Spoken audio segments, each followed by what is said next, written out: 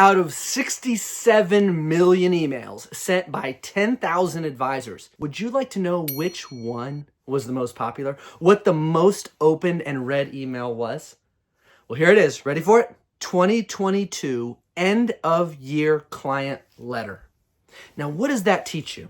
Relevance and timeliness and a high quality audience. You see, sometimes advisors just blast email strangers from a list they bought, or they send out topics that aren't timely. They think this evergreen sort of marketing content and newslettery stuff is just going to be dripped out and do something, but it doesn't. You see, the number 2 most popular email was about changes to the Secure Act. Number 3 was about hope in a time of despair and worry and anxiety that the nation was facing. What does that teach you?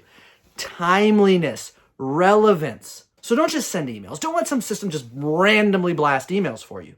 You need a strategy. Want to know more about how you can get people to open and click on your emails? Download our State of Digital report.